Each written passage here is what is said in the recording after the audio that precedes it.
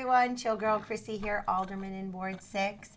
We're here to fuel your mind, body, and soul with goodness. We're going to share, open up, be real, be raw, overcome, let go, and simply live a very chill life. I'm here with my good friend Ross Terrio, Alderman in Ward 7. He just won his re-election. Thank you, Ross. And thank you. Thank you. Yeah, we don't always agree. Yeah, no, and that's the beauty but of. we're the dream team. But we are, yes, and man, it was a rough road, huh? Yeah, we can talk about that. Yeah, but I want to share how smart this guy is, Ross. Ross, you are a pharmacist. Yes, ma'am. You are, is it a plumber? So I went to tech school for plumbing, HVAC, and electrical. Okay. So I can do all three. But okay. I got a job as an electrician's apprentice. Okay, and you're an attorney. Yes. And you're a father. Yes. And a husband. And? A pilot. A pilot? What the heck? I didn't even know that. I had too much free time in my hands growing up, so I just kept on doing things. Oh my God, that's amazing. For the forever student, but not only are you the forever student, but you actually accomplish the things that you go to school for, and you take action, so you have a wealth of knowledge and experience, clearly. But that's a good thing, a great thing about government. Like you have, some people have derided you, but people have different viewpoints, and they have different jobs and careers, and, so I think you get a lot of criticism. People say, oh, she's a racist, white supremacist, but people don't realize you're Mexican. Exactly. You're of Mexican descent, and you were raised Jewish. And it's kind of crazy when people, like somebody said, oh, she's a racist, white supremacist. Like, she's not even white, she's Mexican. Like, I'm brown. And she was raised Jewish, so like, you converted to Christianity later in life. Yes. Much as an adult, but it's kind of crazy. People don't know your background, where they say all these bad, and they have no idea. So, true story, my son, my wife's Latina, and she's part black, although she's very light-skinned, so you wouldn't know it. Mm-hmm. So what's her actual nationality? Brazilian. Brazilian. But Brazilian, just a trivia factor. So Brazil slavery was really bad down there. Okay. So there are more people of African descent in Brazil outside of Africa than any other country, and there's more people of African descent in Brazil than I think every country in Africa except for 3. Mm-hmm. Oh, I think you might need this. Sorry. So not a problem. Mm-hmm. But anyways, my kids are biracial. My son was holding a sign on an election, not this election, of a previous election, for a Republican candidate. And some white guy comes in and goes, "You're a racist." And my son's like, "I'm not." He goes, "You're a white racist." And my son said, "Well, I'm not even white, I'm Latino." And the guy goes, "I'm not listening."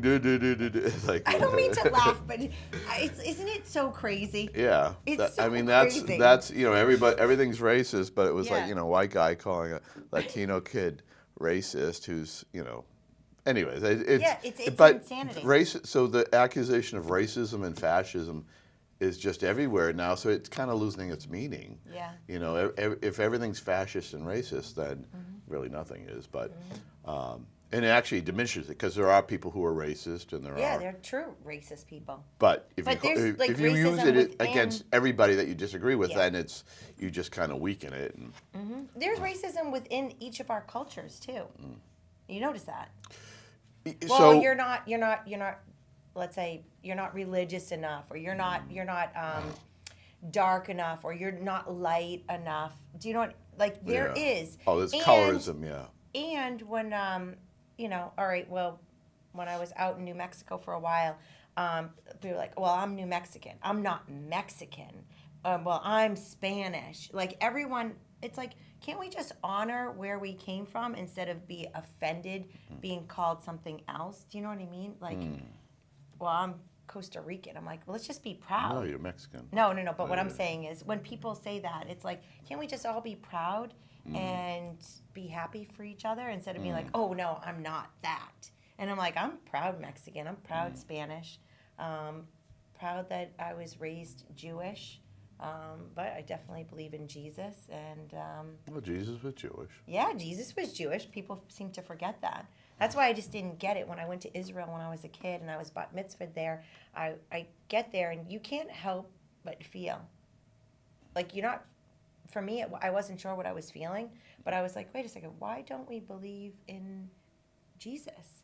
And I was there. I had my bat mitzvah there. I was at the Wailing Wall, Mount Masadi. Bethlehem, everywhere, and like you feel there's a presence. And I would like to have Brian Cole on because he just got back from Israel. Israel, Yeah. and I was there about like 7 years ago, and you just there's a spiritual awakening when you go there, whether you believe or not believe. But to me, I'm like, I don't know. But I'm colorful. I feel like I can blend in anywhere. When I was a kid, people thought I was, are you Greek? Are you Italian? Yeah, you are, Are you, Well, it makes sense. Mexican? You could be Arabic or Yeah. something. So my biological name would have been Ponce de Leon, which not everyone knows that. Yes, the Fountain of Youth. Yes. Like, there was a candidate in Ward 5 who ran a few times. Yeah. Marcus, do you know him? No, I don't. So Probably a distant relative. My biological father, he loved many women, and he was married a few times. But my mother chose life, and she chose to have me, and blessed because she ended up marrying my dad, Jeff Cantor, and he adopted me, and I've never known anything but great love from my dad, who didn't make me feel anything less than his own kid. So there is I think that whether they adopt you or step parents, it's like when you have parents that just love you and want you to do what's right, it's just priceless. It's a gift. It's a gift. But yeah, I'm a junkyard girl. It's a junkyard girl. Junkyard. Well, so do you remember Murray's? How long have you lived here? Going on 29 years. Okay, so my dad owned, my daddy and mom owned Murray's Auto Parts, which was on the, do you know where Capitol Auto Auction? Yes. Yeah, so that was our first, it was Jack Murray, and my dad and Jack Murray went to school together, New England College. My dad was actually a New Yorker, Jersey guy, but he fell in love with New Hampshire, and he moved here. He did go overseas. I think he failed out of college for 1 year, and he's like, all right, I got to get my stuff together. Went off, ended up going through the Army for several years, and then came back and got his stuff together, and met my mom. Then they ended up buying Murray's Auto Parts. So what I say is, it's like it was a salvage yard. So Yeah. When did it turn into the auction? So that was several years later after my dad sold the property. When did he sell it? Oh my gosh, I don't know, maybe 20 years. Okay, it's been a long time. because I remember it as the auto auction for many years. Yes. Because I've been over there looking at stuff, and Yeah. it was always the auto auction. Yeah. That was like 20 years Yeah. ago. My parents split up when I was like 14 years old, Yeah. but they had Simoneau's, which turned into Murray's Auto Parts, and then it turned into, my goodness, it's all this like intertwining. Jeff Cantor's Car World's out in Candia. So now it's called, I think, Carport. So my stepmother still manages that property over there. That's her property, and yeah. But yeah, I'm a junkyard girl, so born and raised in the recycling. That's why I don't believe in wasteful spending. Yeah. I believe in recycling. Yeah. I'm a real, true green girl in that sense. Way before there was, my dad would walk me through everything. You know, when you're like a kid and you're, I don't know, you're just like not appreciative as much. Yeah. And then he's like, oh yeah, everything right down to the gasoline to all the parts were recycled. Everything that went through the cars out in Car World. There was a bunch of segments on,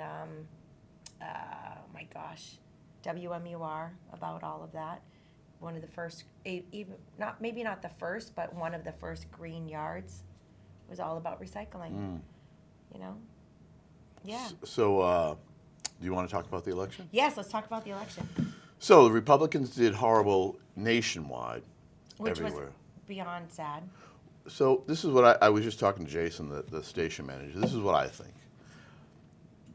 I was disappointed. So at the local level here in Manchester, we had a lot of good Republican candidates who worked hard, who were great candidates and lost. I mean, so the school board is completely Democratic right now. It's all 14 Democrats. 14. And we lost 2 seats altogether although only one incumbent lost, Joe Kelly Lavassa lost, but we lost a seat in one because Chris Morgan decided to run at large, lost in the primary. So we had lost one during the primary. And the history has always been, it's always been two at-large candidates that win. Yeah. But between Rich winning that first time in, was it 2001 or something like that? Yeah, back in the early 2000s. Okay, yeah. and then Joe has kept that seat For for many 7 years. years. Yeah. Seven 14 seven years, terms. yeah. So for 14 years, and now it's back to 2 Democrats. So now What does that say? we're in the minority, so now it's 9 Democrats, 5 Republicans. But here's the thing, so I just want to give a shout out, like, there were some really good Republican candidates, like Paul LaFerriere, Army veteran in Ward 4, great guy. You know, Ben Prescott in Ward 2. great guy. Kathleen Paquette in Ward 5. Oh, yeah, I really liked Kathleen. Yeah. Robert Rivera in Ward 10, and Troy McLawn in Troy Ward McLawn 9. was great. I mean, I don't think, And then there was some great, like Callie Rojas, yes. great candidate. Melinda McCusker. So we had a Yep. lot of good candidates. Melody Smith. Yep, Melody. And Mark. Millette, Kathy's husband. But Phil Tuttle in Ward 1. Yeah. Just incredible lineup. I know. Are we? And I feel bad for them because here's the problem. It wasn't there because it was a bad year. And we talk about the pendulum swinging. So people aren't happy with the Biden and Harris administration. The economy was bad. It was just it wasn't great. So they voted for this pendulum swung and they voted for Trump, the independents.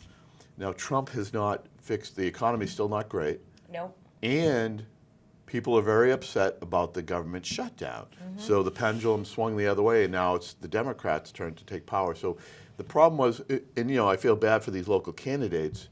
They were good candidates. They worked hard. They worked so hard. And they, so much passion. spent a lot of money. But there was no, they didn't spend it. No. Well, the MRC did. The MRC spent money on their behalf. The mayor has a lot of money, and he could have taken care of that. They could have spent more money, but they spent. I talked to Brian. The MRC spent a lot of money on the candidates. But no matter how much you spent, when you're fighting those type of headwinds, so people are unhappy with the Republican Party right now. So they voted Democrat. But here's the thing. So it's not looking good for the Republicans in the midterm. So in a year from now, when we have midterm elections, when we, Congress and Senate, those are probably going to go to the Democrats. But the pendulum will swing back because if the Democrats can't make good changes to the economy, they can't make, positive things happen, then 2 years later, the people will be, the Democrats were in power, and now the pendulum will swing back again. So it's unfortunate, but, I hope our local candidates don't get discouraged. It's hard not to get discouraged. But yeah, so that's where we are now.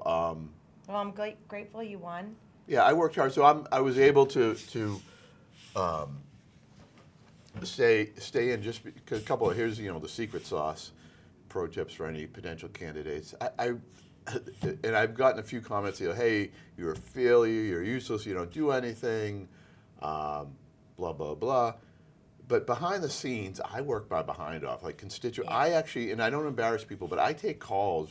I haven't gotten calls from 6, but I've taken calls. I was going to say, wait a second. I take calls from other wards, yes. A lot of other wards, and I'm like, wait a second. What is this? Because I'm not going to call them out right now, but I will be calling them out. Do nothing blank. Do nothing blank. Yeah. Why am I getting the calls? Why? Because they know I'm going to stand up and fight. But I only have and so all much. the calls I get are from Democrat wards that have Democrat aldermen. Right. So I'm not embarrassing anybody, but. No. I've gotten calls from like 3 different wards where hey, my alderman won't answer my phone call, won't answer. And I'm actually doing their work, and they put their name on the ballot, and they get in by 200 votes. I'm squeaking in by 40, 50, 60 votes. It? I don't understand. So anyways, I do great constituent services. I mean, yeah. I've gone out, I've mowed several lawns on abandoned properties because the city won't do it, and we can't, the company that's managing the abandoned property won't do it. So I've gone out. I rebuilt a wall one time because the DPW took out during snow removal. Yeah. I've cut people's hedges because, anyway, it was an older woman who couldn't do it. So I do great constituent services just to, pat my own self on the back. And then I'm also doing constituent services for other wards, but you just don't get the recognition. Unfortunately. But the other thing is, so I do good, and I tell people, listen, I can't guarantee you a result. I'll make an effort. Some people get Well, mad that's it. because they're like, I want my street paved. I had a guy, he was hard mad. He's 'cause like, there's only so he much goes, you're a money. failure. You didn't get my street paved. Like, I can't, it costs like $3 million to pave like a mile of road or something. Manchester has 400 miles of road. That's what's that, $1.2 billion. I can't get I can get potholes filled, but I can't get it. It's a schedule. But anyways, I do good constituent services. I worked hard. I hit every house in my ward twice. Yeah, you I called went 900 and knocked people. everyone's door. Unless it says no solicitation, and then it's probably about 5 doors where I'm not welcome. They know me. They're Democrats. They hate Republicans. They're like, don't come here, and I don't bother those people. But and I just squeaked in, so I was able to buck it, Yeah. but only because do good constituent services, and I think I'm a moderate. But it's unfortunate. When you say a moderate, what do you mean? Because I mean, there's times when I'm like, listen, Ross, I'm not Yeah. voting for that budget. Yeah. For me, I'm like, we need to hold the line on the So, excessive spending. A little bit about background about me is, so I grew up. My parents are from Dorchester, Massachusetts, both of them. We grew up in the suburbs of Boston. Union family. My dad was a Union Democrat. I think they call them yellow dog Democrats. He would vote. He only voted Democrat, because he was in the Union. He would never Right. vote Republican. Yeah. And me and my dad butted heads. So that's why I'm a Republican. But so I'm more so growing up in Massachusetts in the suburbs of Boston in a Union Democrat family. I see that Democrats aren't evil or bad. They just have a different view of the world. They just, hey, I would do something this way, but I would do something this way. And that's I want to kind of. Shouldn't we be more we concerned should. about what we actually our concerns are the issues? Versus, Yeah, I want to talk about that. So back in the day, like in the 50s and 60s and 70s and even the 80s, we would identify a solution. We'd agree that there's a problem, but we'd have the Democrats and Republicans would have a different solution. They'd say, well, I think we should fix it this way. I think we should fix it this way. But now what's happening is the country is so polarized, they won't even agree on the problem. They'll say, no, that's not a problem. Like if you say, so for instance, the Democrats will say, hey, there's climate change and we have to address it. And the Republicans say, well, no, it's not really a problem.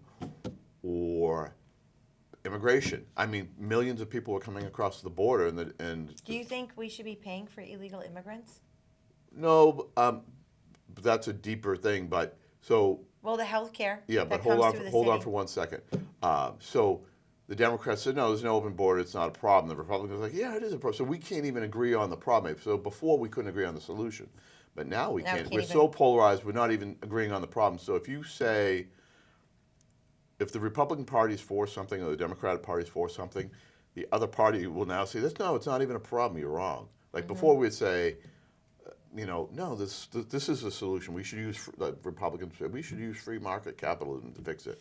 And the Democrats might say, no, we should have government intervention. And now we don't even agree on the problem anymore. So it's the country's devolving. It's getting bad. We're so divided. Yeah. Which is sad. How do you see the next 2 years? Oh, actually, the other thing. Thank you. You just jogged my memory. I want to talk about that. So, if for conservatives or for Republicans, there's a silver lining, and that is we still have 5 votes. Now, before the Democrats get all giddy, they did well. I give them a hand. They did a good job getting in. So with 5 votes, and the mayor with the veto power, so 5 votes. So you need 10 votes to break the tax cap. They don't have that. They only have 9 votes. You need 10 votes for bonding. They don't have that. They have 9 votes. And you need 10 votes to override a veto. The mayor's a Republican, moderate Republican. So if the mayor vetoes something, they and the Republicans stick together. They don't have. So what I see is, I'm an optimist. I'm hopeful. I think what's going to happen is there's going to be a lot of compromises, and it's going to force us, because we can stop things, but we don't have enough votes to get what we want also. So we're kind of. For me, I want lower taxes for all of us. I mean, people are being taxed And out of their homes. I want to talk about that in a minute.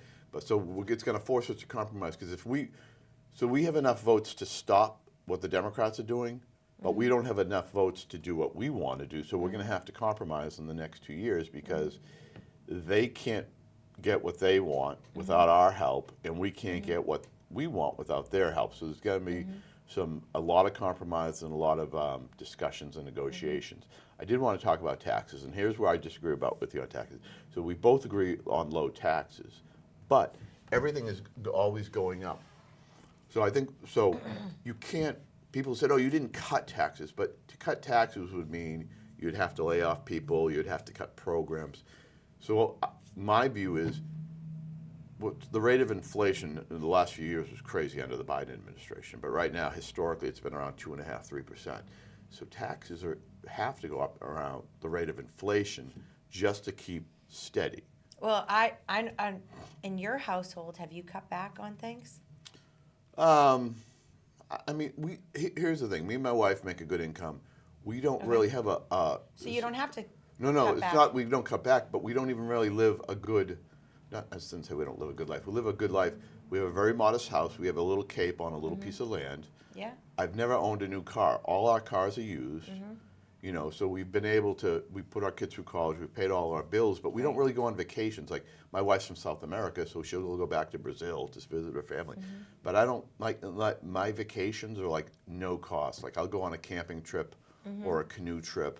That doesn't really cost. You know, I have to buy some prepared food, or you know, I have to pay a camp fee of like $50. But like I don't go on big vacations. You know, I'm not going to like Europe. Or I used to when I was a kid and single. I used to go on great vacations. But now that I'm married, so you know, we live a very modest lifestyle in a very modest house. Never owned a new car. All our cars are 10, 15 years old. So I don't have to cut back because I don't really live. I'm not one of those people that has all these toys like a boat or a new car or like a brand new gaming system. I don't have any of those things. So. I live very modestly, so it hasn't affected me. But here's the second part of the equation. I understand the taxes have to go up a little bit, you know, to get your streets paved, to pay for police, fire. But here's my problem with what the Democrats are doing, and I'll give you, right now, the city of Manchester, we're paying over $100 million for the new sewer line because the FDA, the federal, Which I'm sorry, not believe, the EPA, so Environmental I believe Protection we should have fought Agency. for some federal funding for that. Well, and the COVID money was spent ridiculously. Yeah, okay. I agree. So for me, that actually, I mean, I'm not even going to go there, but to me, we could have been doing other things with the COVID money with some relief on other programs. But here's Manchester's problem. So we had an agreement with the EPA, Environmental Protection Agency. Our problem was our sewer system and our drain water were mixing together, and it would get overwhelmed, and then you would have human waste, feces, urine, and other things, you know, female hygiene products going into the Merrimack River, and there's people downstream that use that water, so that's disgusting. So the EPA said, look, you have to have two different sewer systems, one that does the rainwater and one for dirty water, for lack of a better word. So now we're building this gigantic tunnel under the city so that we can prevent that. That's well over $100 million. The school district bonded over $300 million for new schools and fixing up schools. Yes, but with interest, that's $500 million. Only 5 new schools. Only 5 of the schools. Yeah, we're not even taking $500 care of million. the other ones. When we didn't need a new school at Beach Street, and you're taking away a park, and we don't need another health center, you know, in the middle of the park. But here's my concern. So we're spending over $500 million with bond payments on new schools. We're spending well over $100 million on our sewer system alone. And now we have to. Now we're doing the with bond payments, the skate park, which is just wrong. And here's why I have a problem with that. I have 3 constituents, all on fixed incomes, elderly people. Yes. So I had one woman call me. Her husband died. She had a mortgage on her house. I went back to her house the other day during the campaign, a few weeks ago. The house was sold because she lost it. I don't know where she is now, but her name's off the mailbox, and now there's new people in there, and it's all been fixed up. So somebody bought the house, fixed it up. She's gone. I hope she's okay. She called me. This is unacceptable. Yeah, but there's 2 other examples. Had another woman, elderly woman. I know we only have like 3 minutes too. Same thing. But here's the problem: is we have a lot of poor people in the city. We have a lot of people on fixed incomes, and I understand government costs money, but don't just keep on spending like a skate park when you have these elderly people and poor people who are just getting by. They can't afford this. It's so Right. wrong. Like they're just not even thinking about these people. I know. Like, oh, I'm a hero. I got this new thing for you. But now we have these When poor people that are Concord, struggling. it paid through grants and fundraising. So it's like we should have been listening to Troy McLawn and his breakdown. Yeah, so for me, I'm like, I'm concerned about the people, the Manchester First people, Manchester, us, the elderly. Oh yeah, the know? elderly and the poor people. Like, Yes. it's like there's no. Their rents are going to go up. They're going to be taxed out of their homes. Like, this is unacceptable. Yeah. Like, how can we feel comfortable, jacking up the cost of something? I know we have 2 minutes, so All right. whatever you want to share. No, I'm just happy to be reelected, and I'm going to work hard the next 2 years. I'm an optimist. I think we can work with the Democrats. We can negotiate. We can compromise. Otherwise, neither side will get what they want. And then to the people who voted against me, I'm going to work hard. I'm still going to take your phone calls, represent you. I'm going to do a hard job and try to hard work and try to gain your confidence, gain your trust, gain your vote. I'm going to treat you how I treat everybody else, and I hope that people will support me in the future. But hey, I'm not going to be doing this forever, and I'm sure you won't be doing. As you know, they pay us $96 a week. It's not like I'm making a fortune doing this. So, and it's a lot of work. That's what it works It out comes to out be? to $96 Oh, a my week God. plus, and then it's taxed, so it's a little. Yeah. So, this really is a volunteer position. I know you're not going to. Completely. You take away time from your job I take a and lot your of life. time away. Yeah, because you know what? It takes a lot to fight the insanity and fight the system. And I know you're going to be there at the planning board meeting tonight. No, I work nights, so I'm gonna shoot an email. Actually, I'm gonna go home. Okay. And I'm gonna send them an email with everything that people. So that's the other thing. There's a development on Mammoth Road that a lot of the neighbors are concerned with. A lot of them against. The problem is it's zoned residential, and they own the land. So obviously they can build houses on it. But what's in question is what's it going to look like in the end. So if you're concerned, show up to the planning board The meeting. planning board tonight, City Hall, in the Aldermanic Chamber, 3rd floor, 6 p.m. If you have any concerns about the development on Mammoth Road, between Mammoth and Ruth and Norcross, is a proposed 30-unit development. And I'm going to shoot. I have to be to work tonight. I work at a hospital, but I'm going to send an email that I kind of summarize everybody's complaints and concerns. All right. Thank you, Ross. Thank you, Chrissy. Thank you so much. And so much love and respect for Joe Kelly Lavasser and that he's been fighting for so long. I'm so disappointed that he's going to be not going to be on the board, but he is free to speak. So stay tuned. Always watch the Will and Joe show. Thank you, Will and Joe, for all you do for Manchester. Thank you, Ross. And thank you, Chrissy. And we'll see you next time. Stay chill and God bless Manchester.